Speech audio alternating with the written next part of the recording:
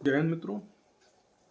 जैसा कि अभी हम पिछले वीडियो में मध्य प्रदेश के प्राकृतिक या भौगोलिक या भौतिक विभाजन के बारे में चर्चा कर रहे थे, और इसके अंतर्गत अगर आपने पिछले वीडियो देखे हैं तो हमने देखा कि मध्य प्रदेश को 4 प्रकार के भौतिक विभाजन में विभाजित किया गया है। सबसे पहले मध्य उच्च प्रदेश, फिर उसके बाद नर्मदा सोन घाटी, फिर उसके बाद सतपुड़ा श्रेणी, और चौथे नंबर पर पूर्वी पठार या बघेलखंड का पठार।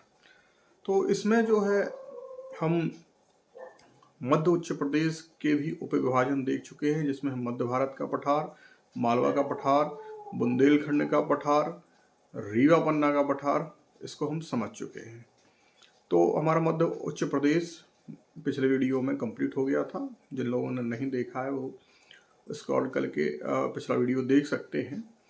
अब इसके बाद हम आगे का चैप्टर देखते हैं। तो अगला हमारा है नर्मदा सोन घाटी। ठीक है, तो अभी हम पठार देख रहे थे, अब हमें जो है घाटी देखना है। तो नर्मदा सोन घाटी एक भ्रंश घाटी है, खोखली जमीन है जिसके मध्य नर्मदा नदी बहती है। और आपको बता दें कि नर्मदा नदी का उद्गम, जैसा कि आप जानते हैं कि अमरकंटक से होता है, और सोन नदी का भी वहीं से उद्गम होता है। यहाँ तक कि जोहिला नदी भी अमरकंटक से निकलती है। तो नर्मदा नदी अमरकंटक से निकलकर जो है पूर्व से पश्चिम की ओर प्रवाहित होती है, जबकि सोन नदी जो है उत्तर पूर्व की ओर प्रभावित होती है। और यह जो नर्मदा घाटी है यह काफ़ी चौड़ी है, और मध्य प्रदेश के पश्चिम हिस्से से, मतलब पूर्व हिस्से से पश्चिम हिस्से की ओर प्रवाहित होती है, और पूरे मध्य प्रदेश को 2 भागों में विभाजित करती है।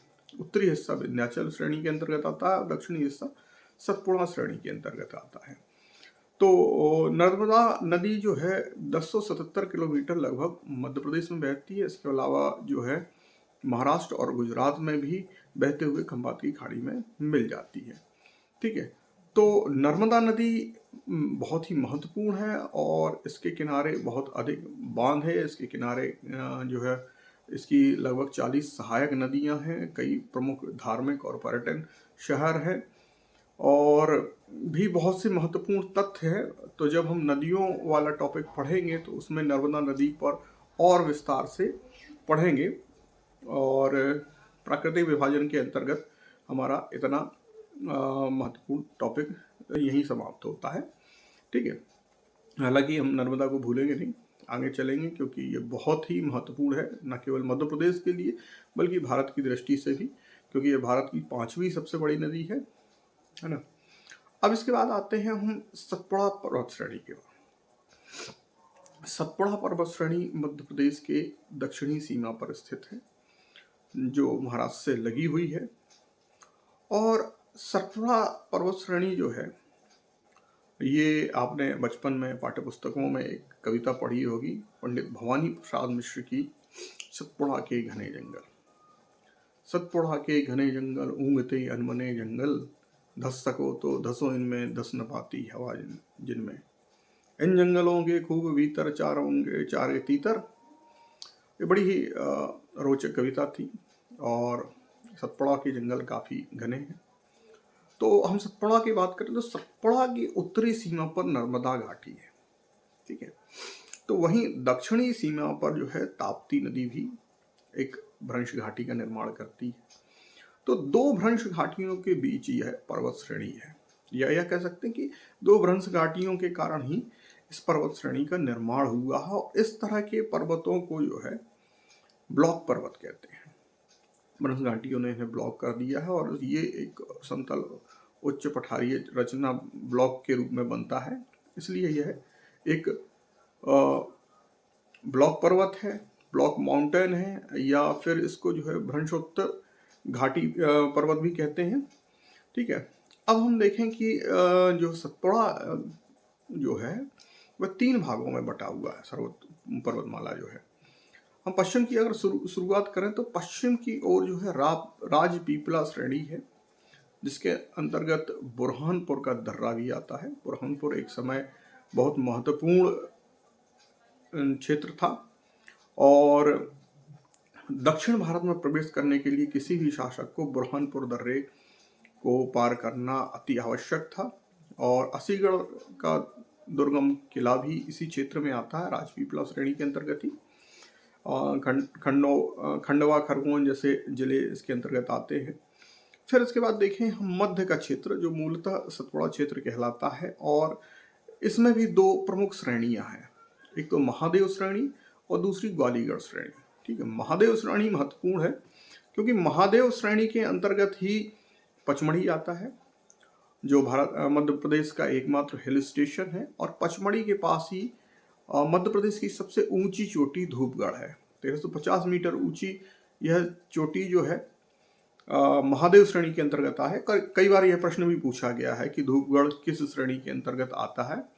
ठीक है, तो यहाँ हमें पता होना चाहिए कि महादेव श्रेणी के अंतर्गत धूपगढ़ चोटी आती है और इसी के अंतर्गत पचमढ़ी भी आती है, और जो है सतपुड़ा टाइगर रिजर्व भी इसी क्षेत्र का हिस्सा है। ठीक है, और इसी क्षेत्र से बैतूल जिले के मुल्ताई से ताप्ती नदी का उद्गम भी होता है, और ताप्ती नदी जो है मध्य प्रदेश की नर्मदा के बाद दूसरी नदी है जो पूर्व से पश्चिम की ओर प्रवाहित होती है। ठीक है, ताप्ती को सूर्यपुत्री भी कहा गया। अब इसके बाद हम जो है तीसरे हिस्से की ओर अगर चलें तो ये पूर्वी तरफ जो है सतपुड़ा घाटी का तीसरा हिस्सा है मैकल श्रेणी। ठीक है, मैकल या मैकाल श्रेणी। ठीक है, महादेव ने कहा कि मैं काल हूँ। तो सतपुड़ा के तीनों हिस्सों को आप याद रख सकते हैं कि राजस्थान की तरफ जो हिस्सा लगा हुआ है वो राजपीपला है, पचमढ़ी में जो हिस्सा है वो महादेव है, और महादेव स्वयं को कहते हैं कि मैं काल हूँ। ठीक है, काल है, काल भी है महादेव और महाकाल भी है। सतपुड़ा के अंतर्गत जो है एक ज्योतिर्लिंग भी है, ओमकारेश्वर ज्योतिर्लिंग, जो नर्मदा के तट पर स्थित है। तो हाँ, तो हम मैकाल श्रेणी पे पहुंचे। मैकाल श्रेणी की सबसे ऊंची चोटी या जगह है वो है अमरकंटक, और अमरकंटक इस मामले में भी महत्वपूर्ण है कि यहाँ पर नर्मदा, सोन और जोहिला जैसी नदियों का उद्गम होता है, और हिंदू और जैन और सिख के लिए एक महत्वपूर्ण तीर्थ स्थल भी है। गुरु नानक जी यहाँ पर कबीरदास जी से मिले थे, तो कबीर चौरा नामक स्थान है, इसलिए सिखों के लिए भी ये काफ़ी महत्वपूर्ण है। जैनों के भी यहाँ पर कई मंदिर हैं, और हिंदुओं के लिए तो महत्वपूर्ण है ही, कई ऋषि मुनियों के आश्रम बने हुए हैं। नर्मदा जो है नर्मदा कुंड से यहाँ निकलती है। तो ये सतपुड़ा का जो है मुख्य परिचय हुआ। तो आप ध्यान रखिए कि सतपुड़ा तीन हिस्सों में बटा हुआ है, राजपीपला, महादेव, ग्वालीगढ़ जो सतपुड़ा क्षेत्र में ही आता है, और उसके बाद मैकाल श्रेणी। तो मैकाल श्रेणी से भी कई बार प्रश्न पूछा गया है कि नर्मदा किस पर्वतमाला या पर्वत श्रेणी से निकलती है, तो मैकाल श्रेणी से ही निकलती है, इसलिए नर्मदा को मैकाल सुता भी कहा जाता है। ठीक है, और पचमढ़ी किस श्रेणी के अंतर्गत आती है, तो महादेव श्रेणी के अंतर्गत आती है, और बुरहानपुर का दर्रा किस श्रेणी के अंतर्गत आता है, तो वो राजपीपला के अंतर्गत आता है। ठीक है, किन दो भ्रंश घाटियों के अंतर्गत सतपुड़ा श्रेणी स्थित है, तो नर्मदा घाटी और ताप्ती घाटी। ठीक है, तो ये हुआ सतपुड़ा प्रदेश। अब इसके बाद हम जो है अंतिम विभाजन की ओर बढ़ते हैं, जो पूर्वी क्षेत्र में है, इसलिए इसे पूर्वी पठार कहते हैं, या इसे बघेलखंड का पठार कहते हैं। ठीक है, और इसका अधिकांश हिस्सा जो है छत्तीसगढ़ में जाने के कारण जो है मध्य प्रदेश में थोड़ा सा ही हिस्सा इसमें बचा हुआ है। और बघेलखंड का पठार जो है गोंडवाना लैंड की चट्टानों से निर्मित है। ध्यान रखें कि इस क्षेत्र में गौंड जनजाति की उपस्थिति भी है, इसलिए गोंडवाना याद रहेगा आपको।